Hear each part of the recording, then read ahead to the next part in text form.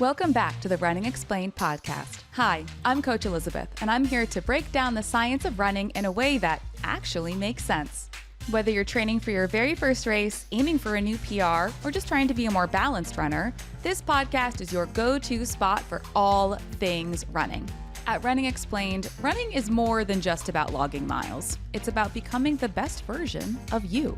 That's why we talk about more than just improving your fitness, but how to support your physical, mental, and emotional health too, so you'll see improvements that go far beyond race times. And if you're looking for more support, I've got you covered. Whether you're interested in one-on-one coaching, following a structured training plan, or joining our supportive group coaching, I've got options to meet you where you are and help you level up. Ready to dive in? Let's go.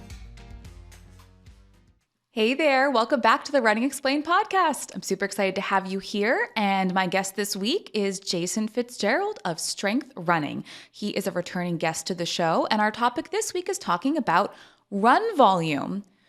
Can you really run less and get faster? How much do you actually need to run to reach your goals? How important is volume compared to intensity if you're trying to improve performance? Is more running always better?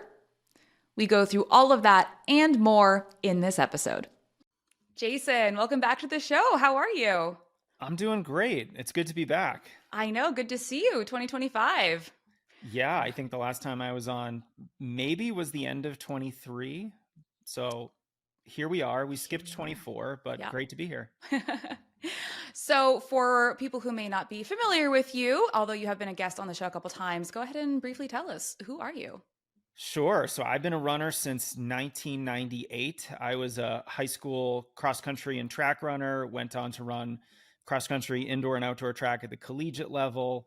I started coaching in 2010 when I started strength running. And a lot of folks now know strength running as a website, a YouTube channel, and of course the Strength Running podcast.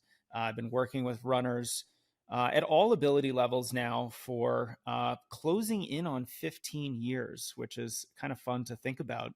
And, you know, my whole philosophy on training is really about focusing on the fundamentals, doing what works, modeling after the best, and really trying to focus on the high leverage activities that you can do in your training that are really going to drive results. And, you know, with my background training at the collegiate level and having, you know, about 10 coaches myself, I hope that I can bring some of that more performance oriented training advice to the space. You were very much a vanguard in the, hey guys, you should probably be strength training as runners area. And it's now very trendy. Everybody's talking about how important strength training is for runners, but you are literally strength running. You're the guy. Yeah, you know, and to be honest, I bought strengthrunning.com because I thought it sounded cool, not because I had grand ambitions, because it related to my coaching philosophy. But yeah, I think stronger runners are better runners. You know, we're not only going to be a little bit faster, we're going to be more injury resilient. We're going to have better running economy. You know, I think also, you know, the whole strength running name kind of lends itself to mental strength, to aerobic strength. You know, let's just be strong in all areas so that we can better be able to accomplish whatever goal we might have. I'm very excited for our conversation today, given your expertise in the field and your longevity as both a runner and a coach. But before we get started, I have 3 fun questions that I would love to hear your answers on. And so these don't have to be like one-word takes, but they should be the kind of first thing that pops into your head. So Jason, my first question for you is, if you could have an all expenses paid, guaranteed race entry trip to any race in the entire world, what race would you choose? Oh, wow. What a question. Okay, I have not thought about this whatsoever, but the first 2 things that popped into my head were the Tokyo Marathon or the Comrades Marathon, which is not a marathon. I think it's like 56 miles. You have to fact check me on that, but it's an ultra in South Africa. And I sort of chose those just because they are very famous races, and I would get to go to a very interesting part of the world that I haven't gone to. Maybe I would do Comrades just for the all expenses paid aspect to it, so that I could hop into a cage in the ocean and swim with some great white sharks, which has always been a very weird dream of mine. So maybe I'll go with that one. Two birds, one stone, sharks and ultra running. Yeah, I like it a little intense. So, my second question is, what are you fueling with right now? What's your fuel of choice? That's actually hilarious because for the last 6 months or so, I've been buying boxes of old school goo energy gels. And there's been some drama in the endurance world about gels, how much carbohydrate is actually in them. Are they being truthful in their marketing? Are there that number of grams of carbohydrate in these gels? And they did this big analysis of a whole bunch of gels, and the old school goo gels were pretty reliable compared with a lot of the other gels on the market. Now, I really also like the Precision 100 gels that have 100 milligrams of caffeine. You have one or two of those, you're going to crush your workout and feel on top of the world. But, for just a normal day, I might just go for a regular old goo, I love goo. Did you get regular goo or goo Roctane? a regular goo, Mm. It's old school. one of the most cost-effective sport fuels you can buy. For people who are complaining about paying $5 for a gel, go buy some goo. It's like $1.25 each. Yeah, it's quite affordable. You might actually be able to get it on Amazon a little bit cheaper too, but it's really great. You know what you're getting, and I'd say the only drawback is that the consistency is a little bit thicker than some of the newer gels. So if you're trying that new slurping method, you might struggle a little bit because it comes out not quite as a more liquidy type substance. It's a little bit more firm. Yeah, I liken it to kind of like really thick frosting. So Yes, depending on that's a your good relationship analogy. with the frosting, you may or may not like that. All right, final question. Thinking about all of the shoes that you have ever run in, what is your holy grail? This was the pair of shoes. Oh my God, I would give my left hand to have those shoes again. Pair of shoes that you've run in. That would be the Nike Pegasus Racer, which was a more lower profile, slightly more minimalist version of the Nike Pegasus. It was popular, I want to say 2005 through 2007.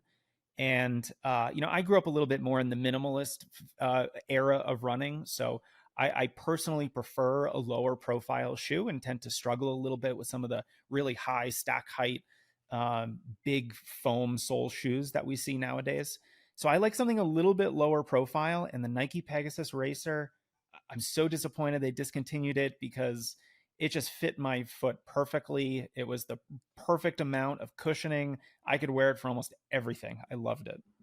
Do you think we're going to see a resurgence of racing flats, or do you think the high stack super light foams are here to stay?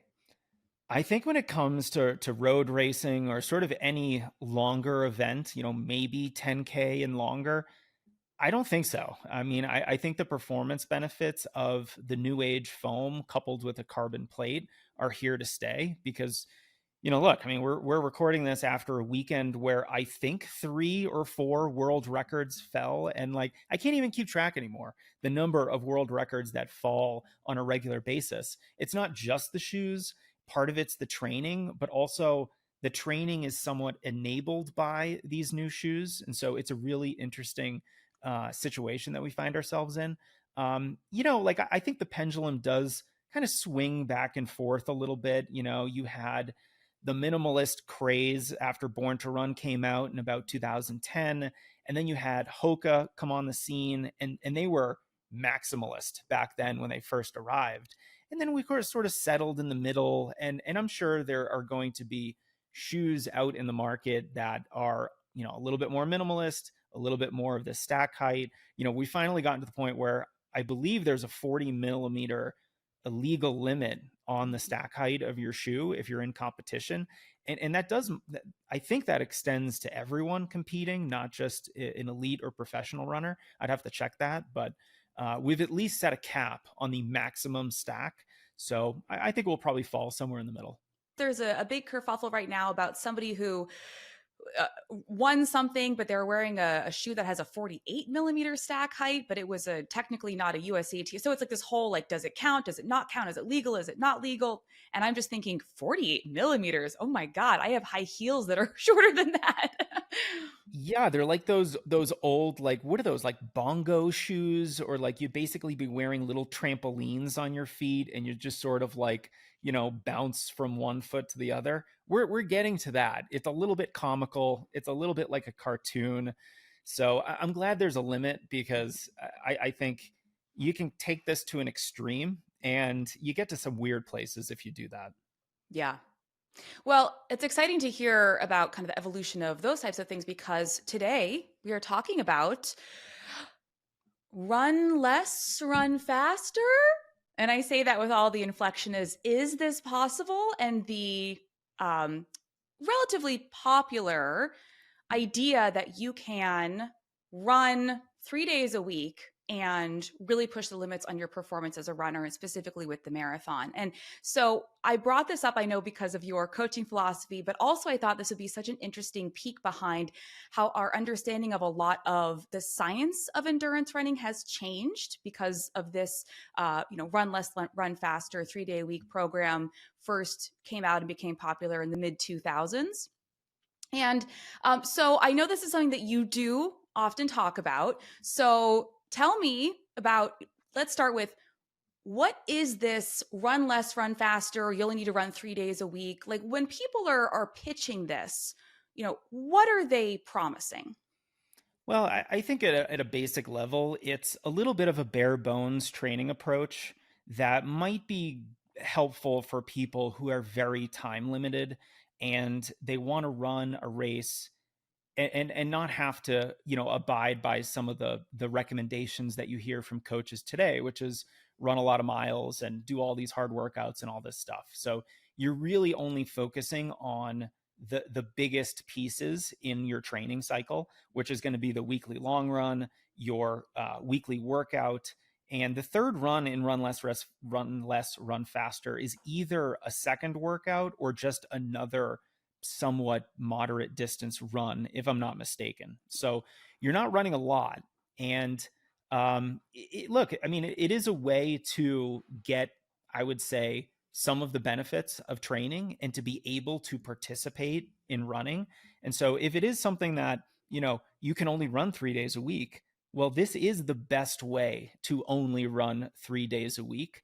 But with that said, it's a program that leaves a lot to be desired, especially because we now know that volume matters. It's really important to your long-term prospects as a runner and your performances and even your health.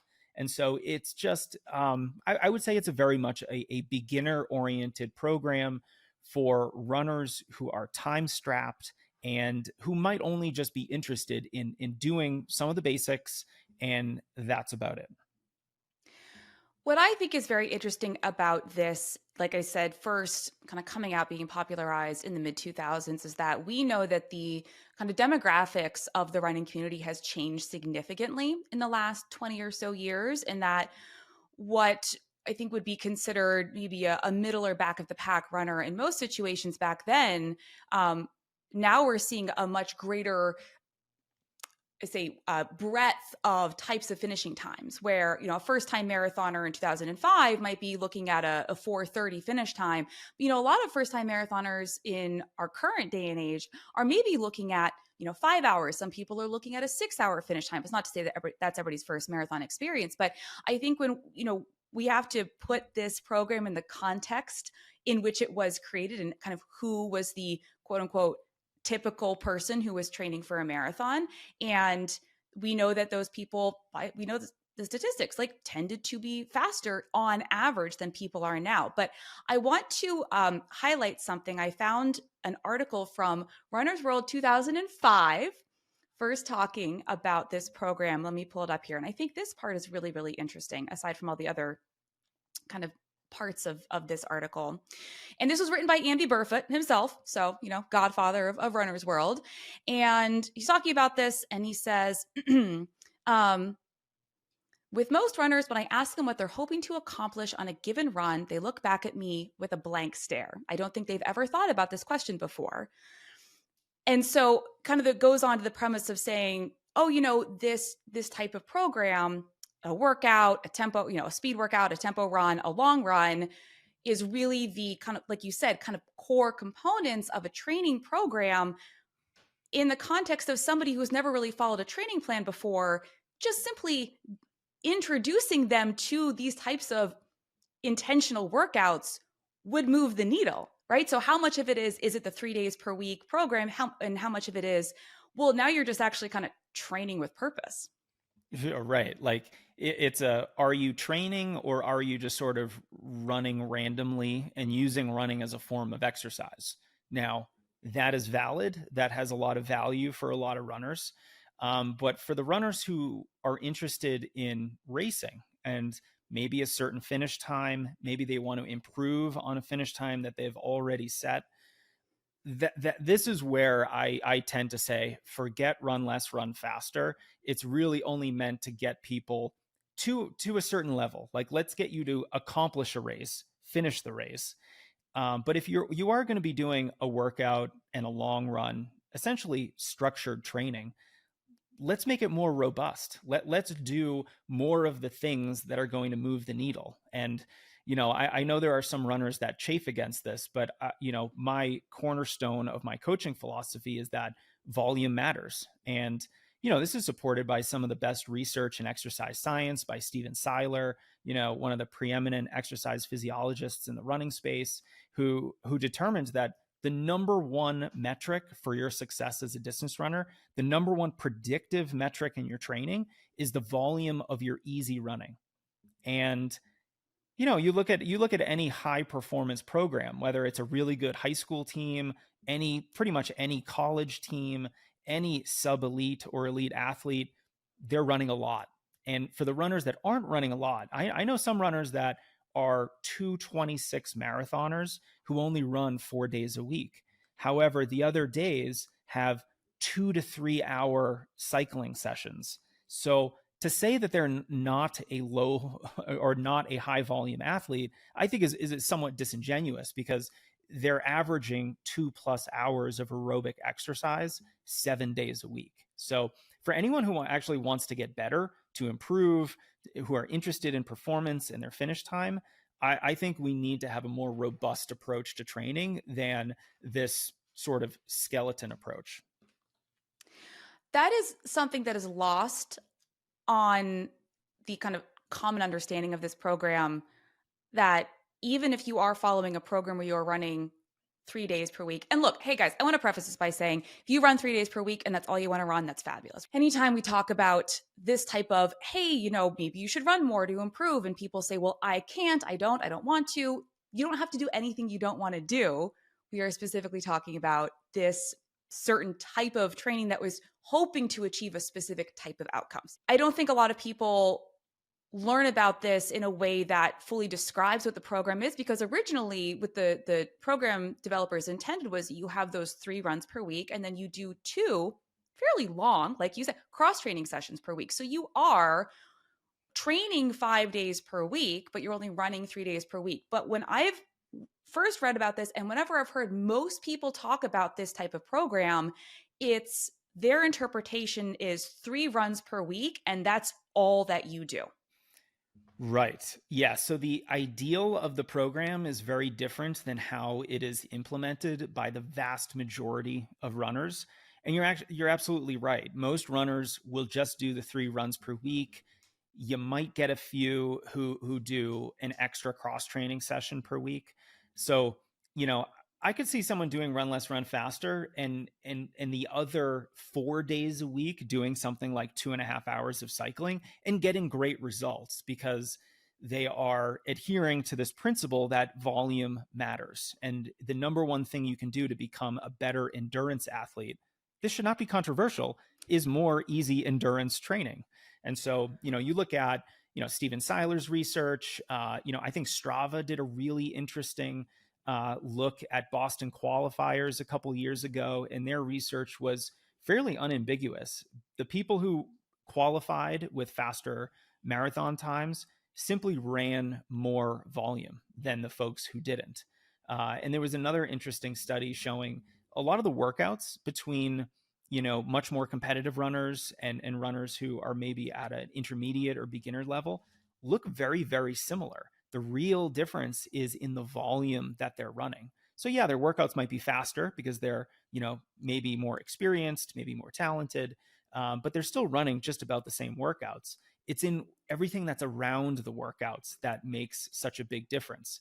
And usually that's high mileage running, and that's all relative, right? Like high mileage for you might be 40 miles a week. It might be 60 for another person. It might be 90 for another person. So whatever high mileage is for you, I think one of the general points I want to make in this whole discussion is let's gradually just try to run a little bit more mileage progressively, safely over time. Don't jump up to 60 miles a week. There is no magic number, but generally speaking, let's all try to run a little bit more.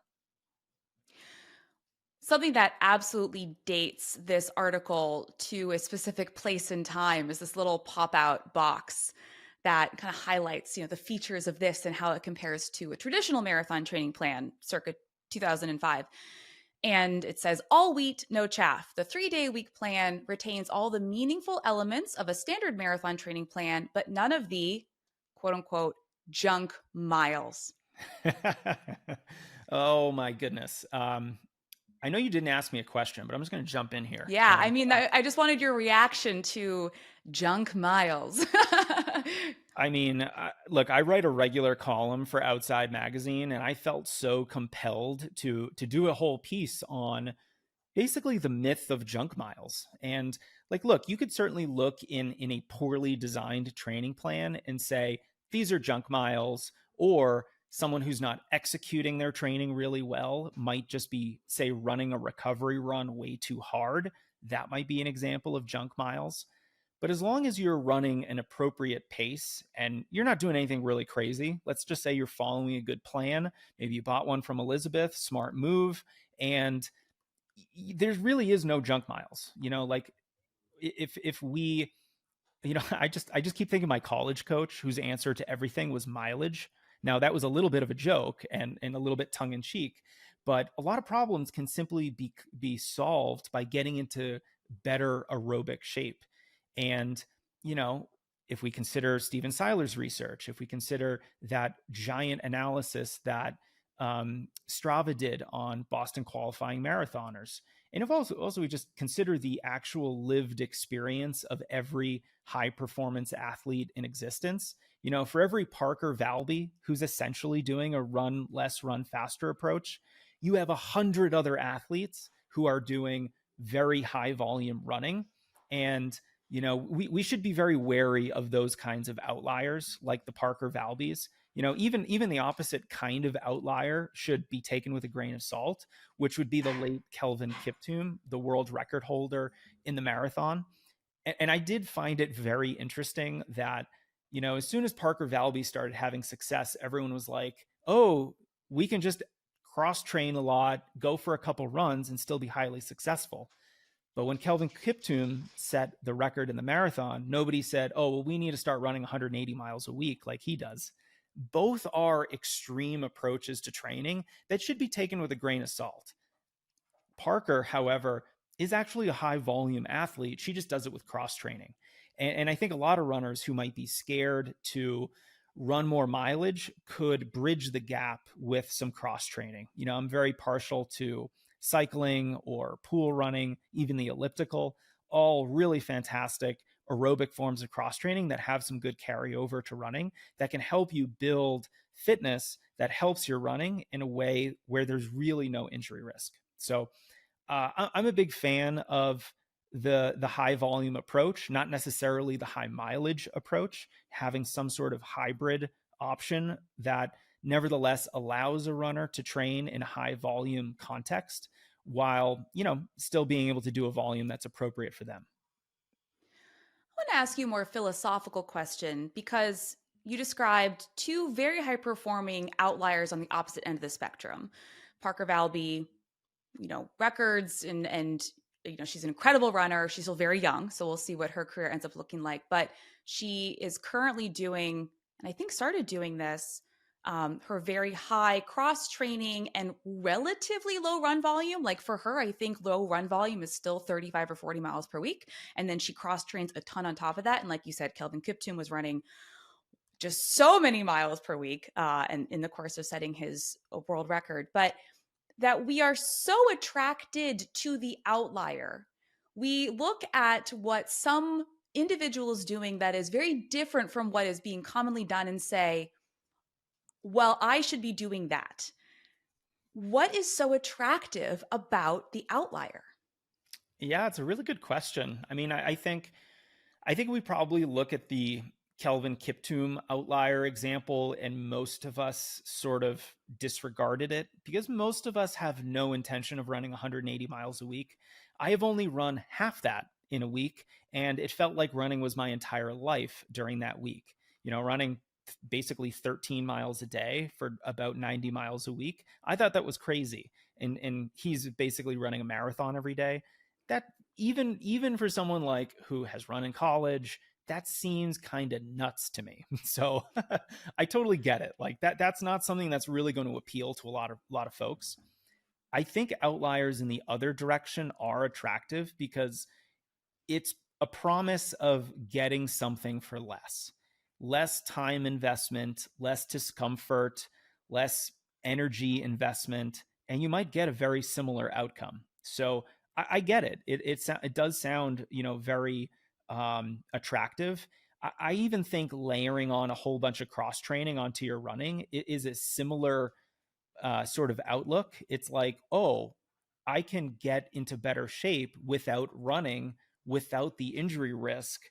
This seems like a little bit of a cheat code, right? Let me, and what's stopping me from, doing my run in the morning and then every single night getting on the bike, maybe on a trainer, and doing an hour or 90 minutes or 2 hours of extra cycling. It's possible. I mean, you could stay high zone one, low zone two. You would still benefit from that and give yourself 2 or 3 months at that kind of base building, monster aerobic engine kind of a philosophy. You're going to become a much better runner. And so it's a cheat code in the way that you're not running and that it's an easier form of exercise. It's a lot more controllable too. You don't have to even go outside. You can be on a stationary bike. But it's also a little bit more difficult in the way that it is a bigger time investment. I think one of the aspects of cross training that is a drawback, besides all the benefits, tremendous benefits, one of the drawbacks is that it's less efficient. So you could go run a mile, let's say in 9 minutes, and that's your easy running effort, your zone two RPE of 4 or 5 or whatever. And you kind of get like a mile's worth of running fitness. If you did 9 minutes on the bike at the same heart rate, same general intensity, you're probably not going to get the same amount of benefit from that. So you probably have to train longer on the bike to get similar benefits. So it's not very efficient from a time perspective. One of the reasons is because it's neuromuscularly different. So you're not getting the same neuromuscular stimulus. You're not improving your running economy or your efficiency in quite the same way. So you just need more of it because you're really only just building that cardiovascular fitness as opposed to cardiovascular fitness and running economy that you get from running. So to me, it's a very it's interesting. Like it's a little bit of a shortcut, but it's not a shorter route to your final destination. It's just a slightly easier route. I wanted to ask you about easy running and cross training, in that somebody who might be looking at this program or is enticed by the concept of doing that bulk of that low intensity aerobic development on the bike or in the pool or whatever their preferred cross training is, and you just talking about it is slightly less efficient. It still works, like it still counts, right? But it's not quite the same as running. But I have had a number of people over the years explicitly say to me, I don't like running easy. I don't like running that slowly. I don't like that I may have to take walk breaks. I find it really boring. Can I just do all of that work on the bike or another cross training method instead. What would you say to that? Yeah, I mean, I would say maybe temporarily, like you're sort of going to get some of those benefits, and you're probably going to improve if you're doing enough cycling on top of your sort of run less run faster program, which is your workout, your long run. um, I would just say that it's not the most sustainable long term approach to training, because at a certain point, to continue progressing, you're going to need some of the stimulus you get from more running. And so, yes, you can get some of those benefits. It's not the most efficient route. I would also say, I think there's value in being a process oriented runner. I don't think any coach who might disagree with that very basic general statement. But part of adhering to the proper process of training is going for an easy run and making it easy and understanding that effort level and doing it even if you don't want to do it. Like, that's the whole point of being a process oriented runner, is you kind of do the workout the way it's supposed to be done. You do the warm up properly, you do all your drills, your strength training, you do your strides, you do the cross training, even if you don't want to do some of that stuff and you just want to go for the run or go run a little bit harder because you're bored from running faster or from running slower. A lot of the things that we got to do as runners are not the sexiest things that are in our training, but nevertheless are really, really valuable. I think one of my big issues here is that beginners need to be very careful with intensity. Intensity, or your workouts, how fast your workouts are, the volume of your fast workouts, and the general speed at which you do all your other training, all of that can be put into the bucket of intensity. And beginners need to be the most careful with intensity. They do not have to be the most careful with volume, because if the volume is super easy, I'm talking high zone 1, low zone 2, truly, truly comfortable conversational running, that doesn't nearly have the injury risk as the intensity. And part of the problem with intensity is that it sharpens you. But if you're a beginner runner, you don't really have much to sharpen in the first place. You sharpen a base of aerobic fitness. But if you're a beginner, you don't really have a base of aerobic fitness. So all of this speed work is really going to help you better express your current fitness level. But you haven't really done much to build your current fitness level, because all you've done is jump into a whole bunch of workouts. This brings me to my next point, in that even when a runner might have an appropriate plan in front of them, let's say they bought one of my plans or one of your plans, Jason, they're following it and it is appropriately written and it's balanced for their needs, we still have this tendency to assume that faster is better. And I talk to runners all day, every day, and the amount of runners who still believe that they need to run faster or push the pace, especially on the long runs, will say, well, I'm trying to run goal pace because I have to run my half marathon at this pace. I need to run my long runs at this pace to know that I can do it. We still have this predilection for doing more, going faster, pushing the pace. So let's assume this runner has a right plan, but they're looking at it and saying, no, like I need to do more than this. Tell us about why it is so important not to run everything goal pace or faster like some runners try to do, even if their plan says otherwise. I love this question. So many reasons. Let's just start talking about some of them. So number one, um, you know, the first problem is just you're going to increase your injury risk. I have personally made this mistake in my training where I just thought I'm gonna just kind of hammer everything. And yeah, I got about 2 weeks in, and next thing you know, my foot starts to hurt. So your injury risk is going to skyrocket if you're running those easy days and those recovery days at a pace that's too hard for you. So that's number one. Number two, you're not going to give yourself the physiological space to properly adapt from the long run and the harder workouts that you're doing, because you're just experiencing too much stress. So you're going to compromise your adaptation. Now, a lot of coaches might say you're going to compromise your recovery. Now, the only reason I care about recovery is for adaptation. I only want you recovered enough so that you can do the next workout. And the other issue is that you're not going to be as ready to do the workout or the long run. So your performance is going to be slightly compromised in both of those training sessions. And so what that does is it sort of flattens your training so that instead of some really easy days, some really hard days, more of your days are just a little bit in the middle. And, this was a very popular concept that Jack Daniels popularized called gray zone training. Uh, I'm a little bit more fluid on that. Like I think there's space for some gray zone in your training, but in this example where we're just kind of running everything hard, that means we're going to be too tired for our long runs and our workouts. We're not going to get as much out of them. We're not going to perform as well.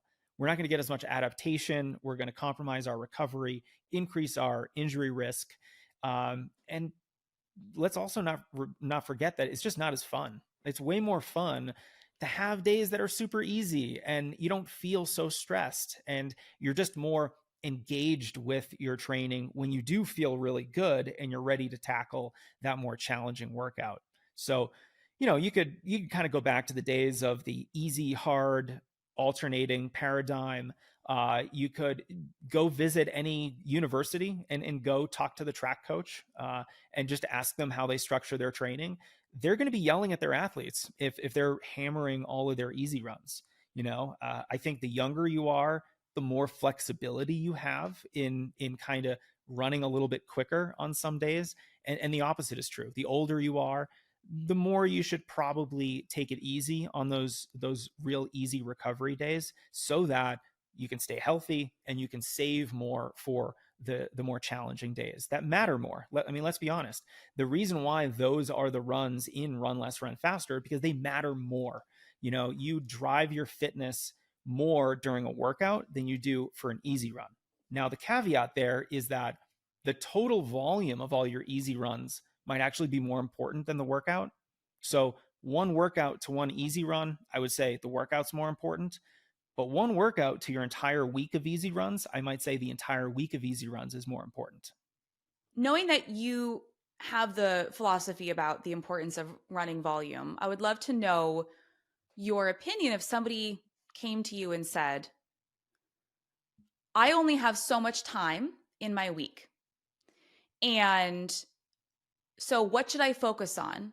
Assuming they have a reasonable base, should I really focus just on getting as much volume as I can? I know you're going to be like, Elisabeth, it depends. This person is so hypothetical, right? But in terms of, should I just really focus on getting as much volume as I can? Or should I really just try to hit some key hard days and hope that gets me through to race day? I would say maybe both. This might be an example where let's maximize volume while doing appropriate workouts. Part of it depends too, like what you're training for and when that race is. Like, let's say you're training for a 10K. Is your 10K in a month or is it in 4 months? Because if it's 4 months away, we might err on the side of volume, not really super difficult workouts. We're building a base. Maybe we're adding in some cross training if that athlete has extra time. And of course, we're going to be doing some workouts. We're going to be doing strides. We're going to be working on that neuromuscular connection, all those really important things. Doing some introductory workouts to pave the way for some of the more challenging workouts to come. And then as we get closer to the race, we can maybe sacrifice some volume for intensity and go that route. I think that's totally fine. But yeah, it kind of just depends on like where you are in your running journey, how much time you have. But at a very basic level, I would say, let's simply maximize the amount of time that we have, whether that's 3 hours a week, 5 hours a week, 7 hours a week, whatever it might be. Let's just do the best training that we can do with the time that we have available. So this is not going to be a situation where, I tell a runner, oh, well, if you can't run 50 miles a week, I don't want to work with you. Like, I'm not that kind of coach. I just want to help any runner accomplish their goals with the time, energy, resources that they have available to them. Essentially, we're going to do the best we can. And it's as simple as that. I know there are a lot of runners out there who would like to run more, and maybe they have the time in their week to run more, but they always seem to run up against kind of this invisible ceiling about how much volume their body can handle. And like you said, high mileage is relative. For everybody, it's different. But we have a lot of runners out there who are hitting that ceiling at 15 miles per week, 20 miles per week. They're struggling to run more than that. They're feeling sore, they're feeling fatigued, they're verging on burnout.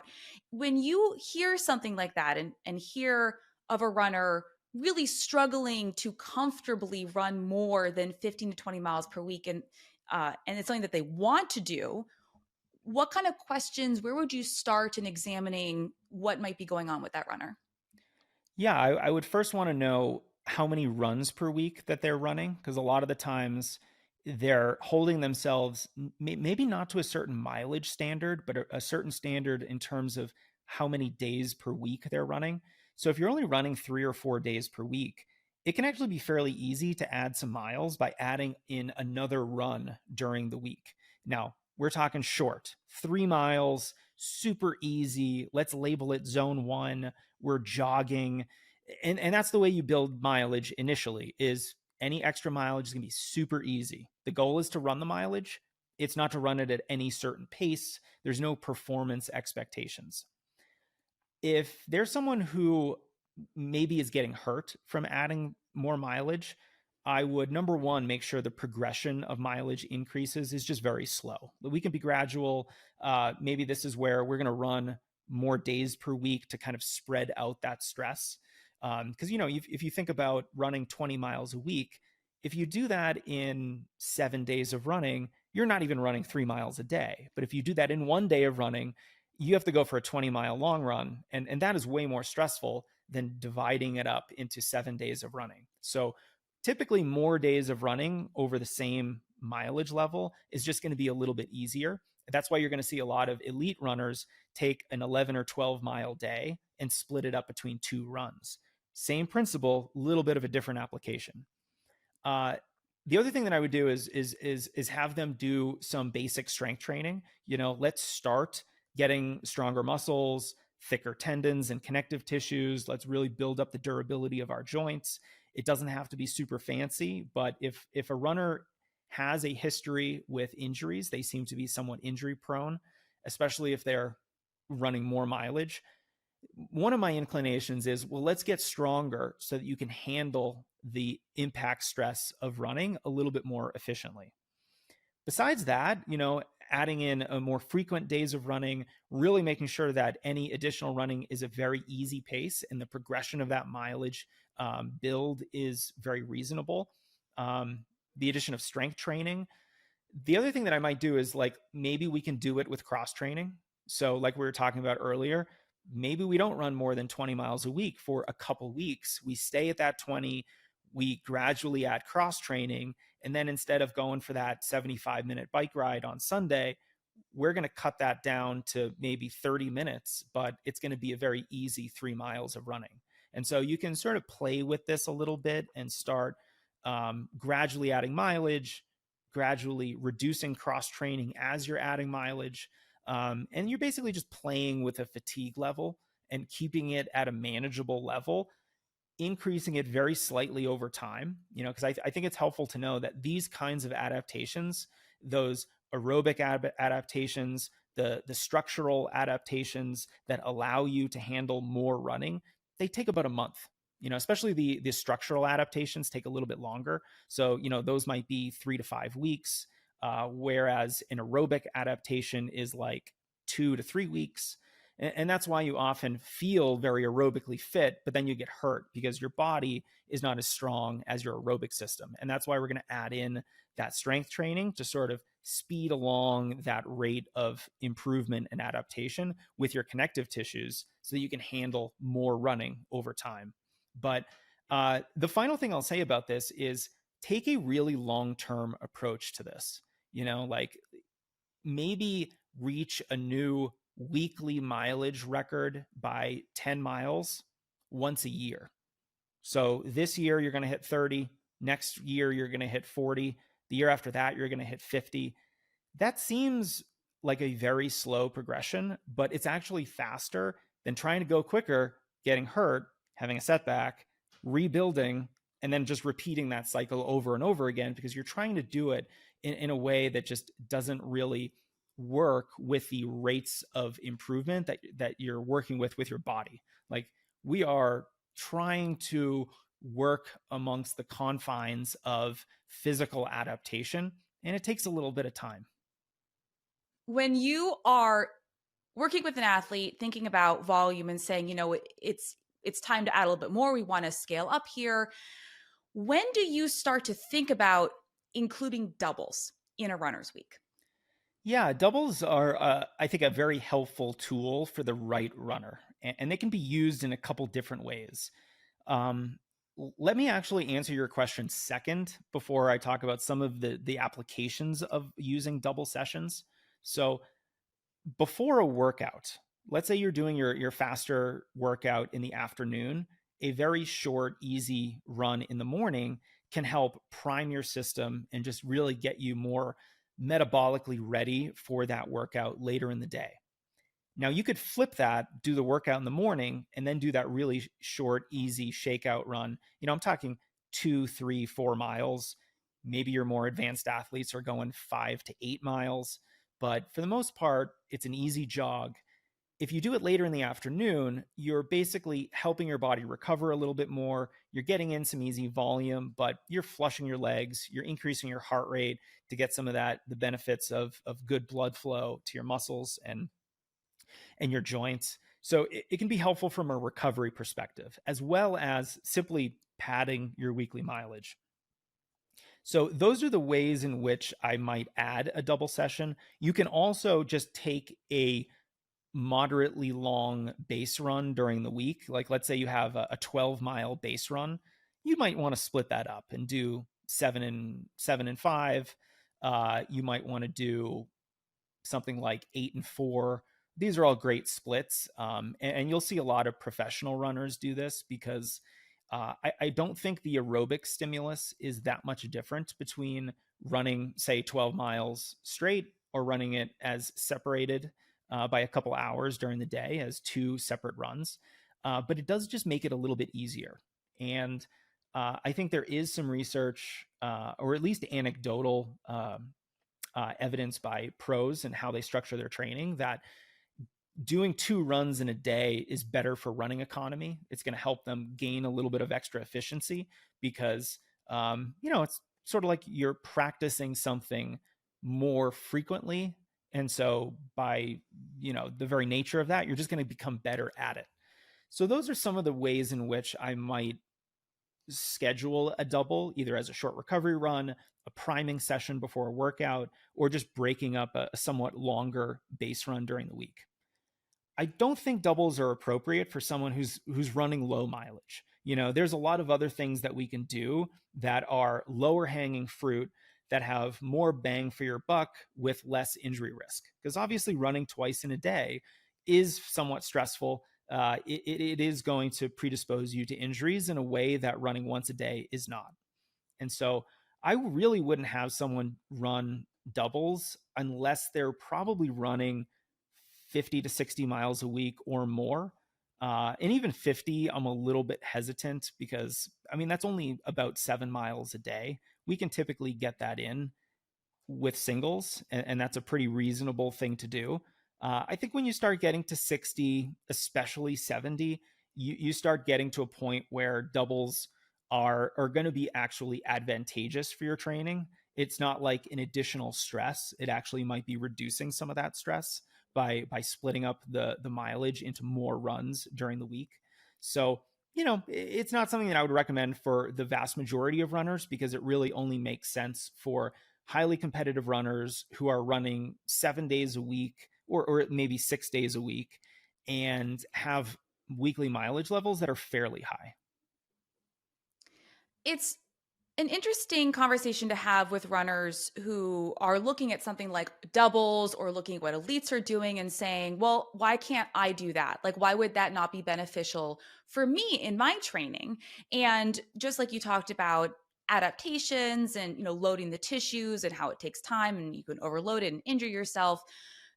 When we're talking about scaling these types of more elite or performance oriented concepts to the everyday runner, how do you think about which concepts do scale and which don't? Yeah, I think the most helpful principle to scale is volume. And I think it's really important to note, like, we are not going to copy pro runners. We would break. We cannot do what they do. They are genetically gifted. They have tools we simply don't have. Kelvin can run 180 miles a week. Very few people can do that, even most professional athletes.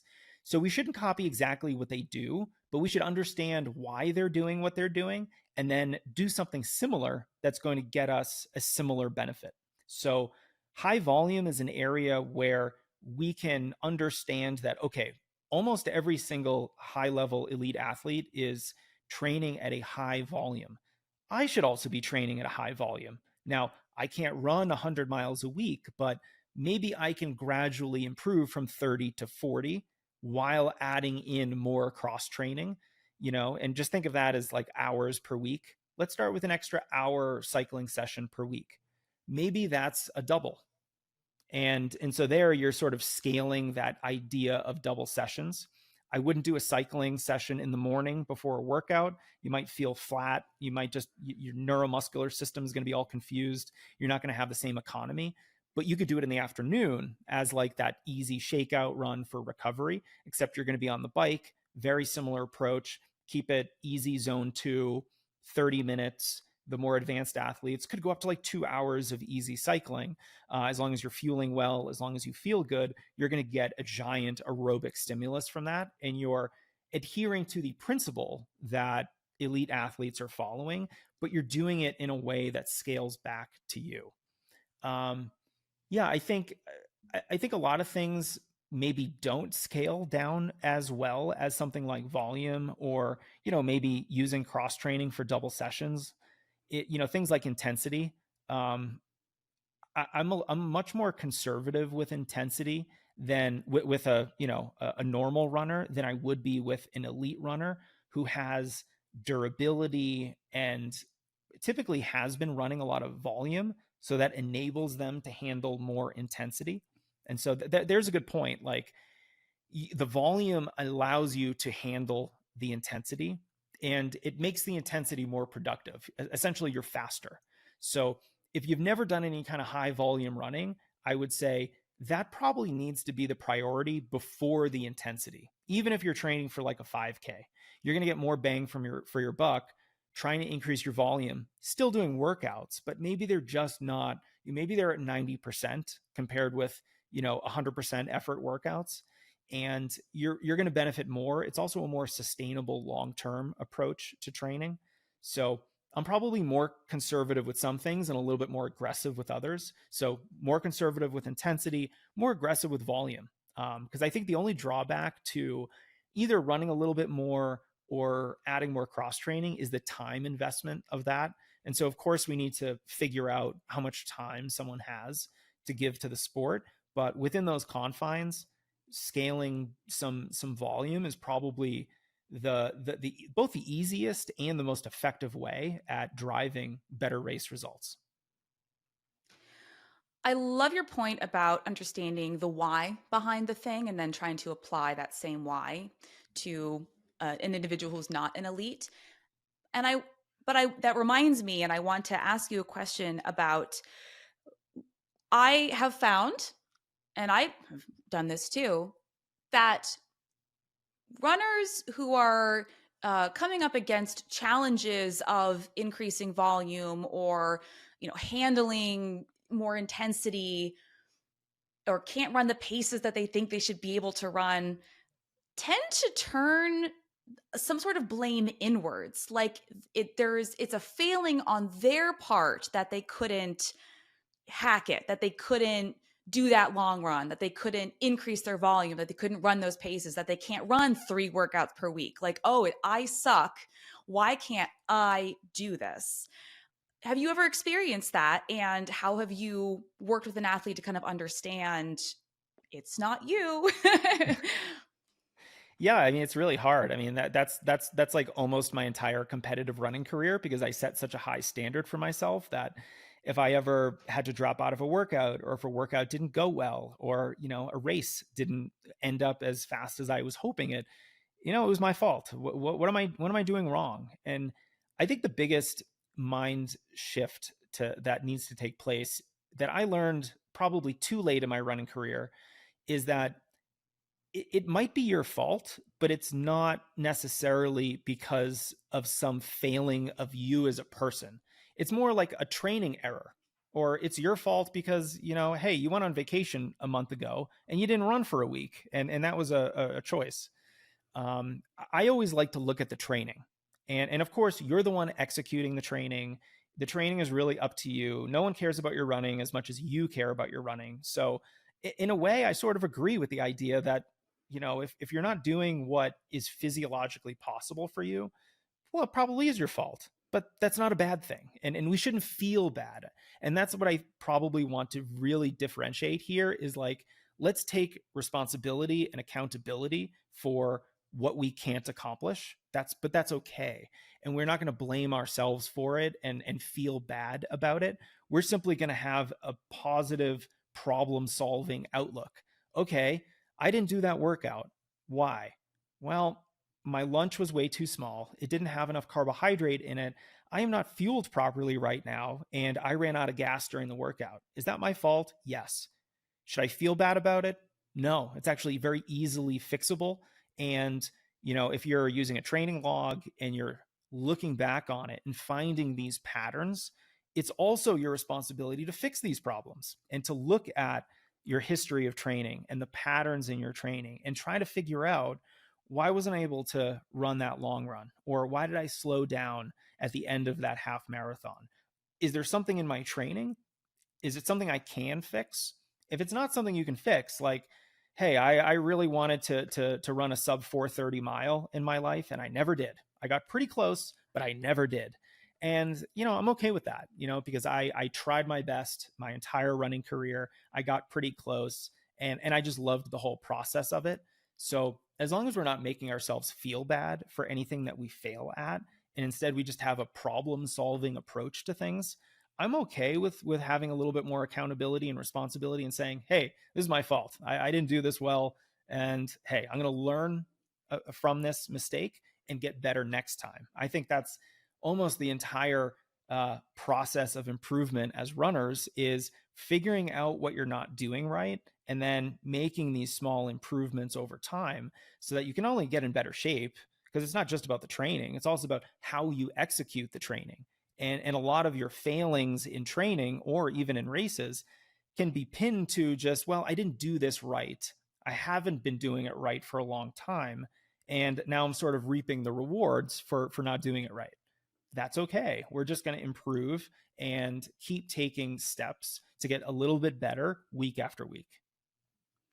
And shameless plug, what Jason is also describing is a situation where it might be helpful to work with a coach if you find yourself routinely running into these problems and feeling like aren't able to problem solve your way out of it.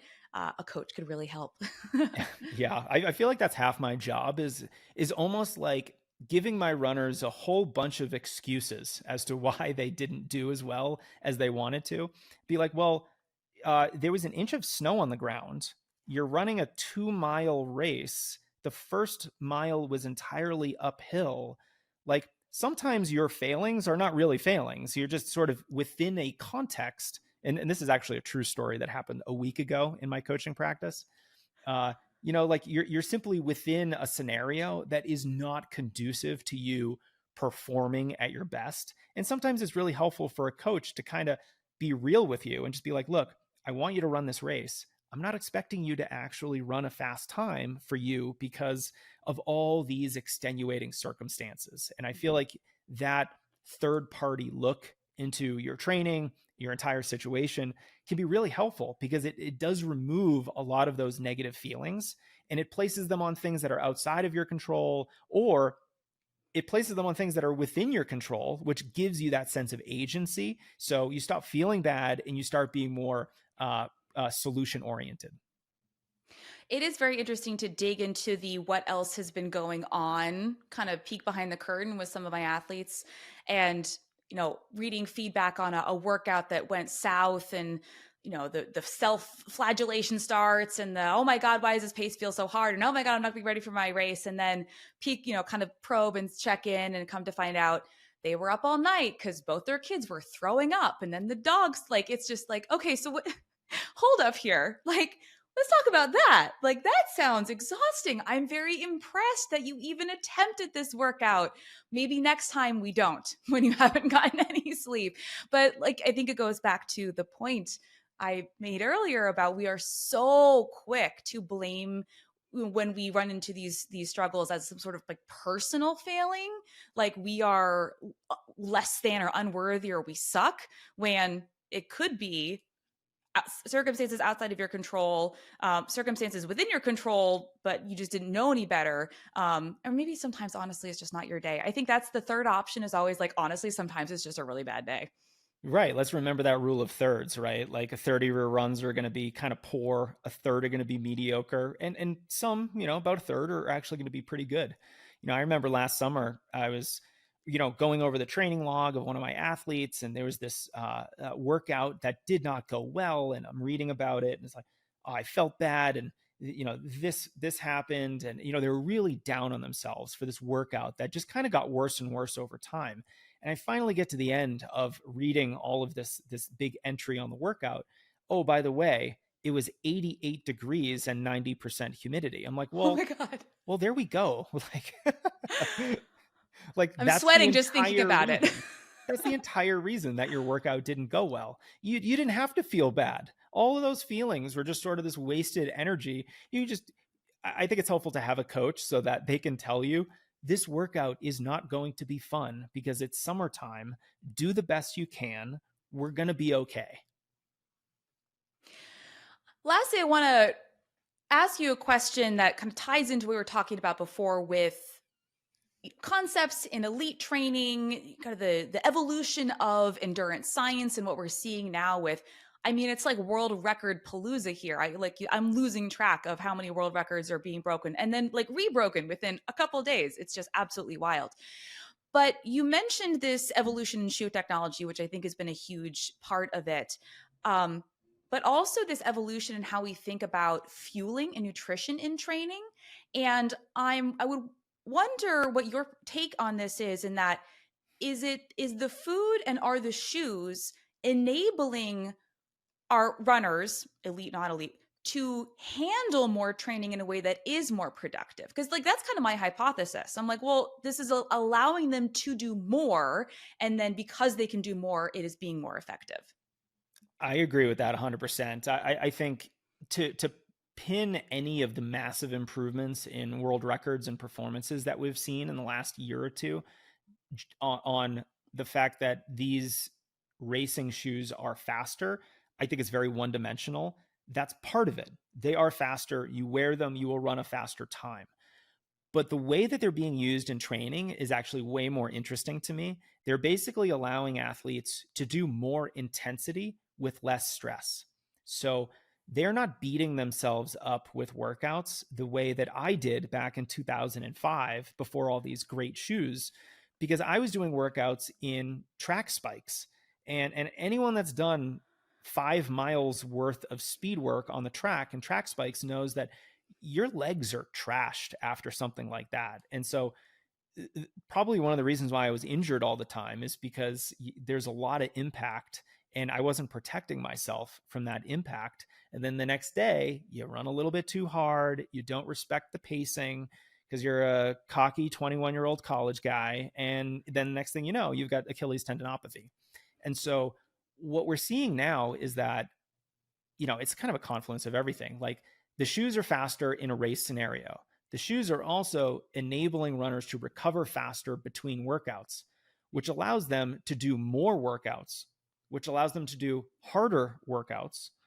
And so you just get this scenario where runners are at the elite level, they're in such great shape because they're running workouts that almost were impossible 10 or 15 years ago because of the advancement of shoe technology. And then the way that the fueling ties into that is just sort of like it just pours gasoline on the fire. Now these athletes are better fueled for these workouts so that they can perform better. they're going to fuel better both during and after so that they recover faster. And so it's this flywheel of more intensity, maybe more volume, but I really think this is an intensity issue. Like I said earlier, intensity is where you get your injuries for the most part. The rate of injury risk is dramatically higher with workouts compared to an easy distance run. But now the shoes are enabling more of this intensity that's just enabling these guys and ladies to run workouts that are insane compared with workouts that used to be able to be run a long time ago. And so, and then there's other things too that we could get into. Like, I feel like there's a little bit of a Roger Bannister effect where, especially among Americans, they're seeing world records in the middle distances fall at a dizzying rate. And I think more Americans now believe that they can run at the front, they can do it too. They don't have to defer a little bit to the East Africans and, I'm going to let them get out in front because I don't know if I can beat them. No, we're just a lot more confident now. We're taking risks.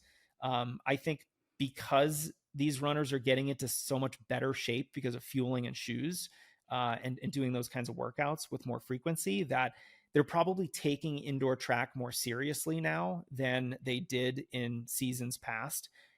Indoor track was a little bit of a throwaway season between the more more important cross country and outdoor track, or like the road racing scene and outdoor track for the adult competitive runner. So I just think they're taking it more seriously. They're in better shape sooner in the season because of those workouts. So they can just go to the Armory, or they can go to the BU indoor track where my mile and 3K PRs are held. It's an amazing track if anyone has the ability to get on there. And they can just hammer.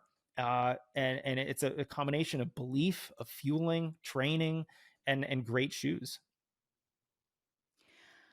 What I think is something that's important to point out, and as we wrap this conversation up, going back to the volume matters, but longevity I think matters most.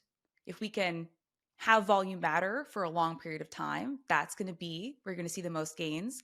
Because as you just illustrated with what we're seeing in the elite space today, this didn't happen overnight. Like, this didn't happen in a month or a year. We're talking about the evolution of 5, maybe 10 years of training in this way, or devoting a lot of their career to training in this way, to then now reap the rewards. And, when we have this expectation of ourselves where I'm going to PR every season, I'm going to drop 30 minutes off my marathon time from this year to the next, and expect that progression to continue indefinitely, I think it's important to take a step back and say, hey, look, none of this happens overnight, and that I can probably hit a much higher peak than I realize, but I probably need to be more slow in my intention of how we get there.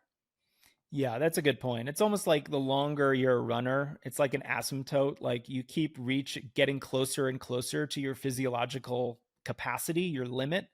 You never quite get there because I feel like it's almost impossible to train perfectly for your entire life. But it does get a little bit more challenging over time. But that's where, that's why I think it's so exciting to be a beginner or intermediate runner, is that, if you just get a couple things right, if you get a good coach like Elisabeth, your progress is just going to be so much dramatically higher and faster over time. And you're likely going to reach a higher peak than someone who, started their running career, but then made a whole bunch of mistakes. I'm going to stay at 15 miles a week for 4 years. Like, well, there's not going to be a lot of progression in your performances in that kind of a space. A coach might urge you to think a little differently. So yeah, I love that idea. And talking to sustainability, longevity, I think good training is by definition sustainable training. It is properly balanced. It has the enough recovery. So I guess my last point is that whether we're talking about high intensity or high volume, borrowing some of these ideas from elite runners, it has to always be done in a sustainable, progressive way. And that means gradually, in a way that works for you and your schedule and your body and everything else. So, I just don't want to come off as being an absolutist with any of these things. Yeah. No, I don't think anybody would take us for absolutists. I don't think All I of the said it it depends. depends too many times in this conversation, so that's a good thing. Jason, thank you so much for being here today. I really always enjoy our conversations so much. Tell us, what are you up to? What's on the docket for you in 2025? Yeah, we are hoping for some big things in 2025. I got some secret projects that I am working on that I am not quite ready for promoting to the primetime audience here. But if anyone wants to just subscribe to the podcast or the email newsletter on strengthrunning.com, they'll be the first to know. I am going to, in addition to that, kind of keep doing what I've always been doing, which I think is just, publishing regular content that I think is really helpful for runners. It's just hard, it's hard to stop doing what I'm doing when I love it so much. You know that, Elisabeth, right? I do. I do. I have to say, it's always fun when you see a friend's byline on an article that you're reading. And I'm like, oh, Oh, I know great. him. And that I will actually, I'm gonna post that piece you wrote about junk miles in the show notes, because it's actually something that I have shared with a number of people, because this is a question I get about the value of easy running. And I'm like, hey, guess what? I have something for you to read. Yeah, let me also share with you a similar article about progressive overload, which talks about volume increases and some of the caveats there and why we should be thinking very hard about trying to run more mileage and the evidence of how beneficial it can be for you. I got into a little bit of a kick last year on pushing back on these ideas about junk mileage and not running a lot, and I can get into great shape with a 25-minute bike ride on my 3 runs a week. And I really felt like I needed to set the record straight. So thank you for platforming me here and allowing me to go off on my tangents about high volume and how great it can be for runners. I am a huge proponent of high volume. And for me, my definition of high volume is as much running as you can safely handle. Perfect. Yes, I agree.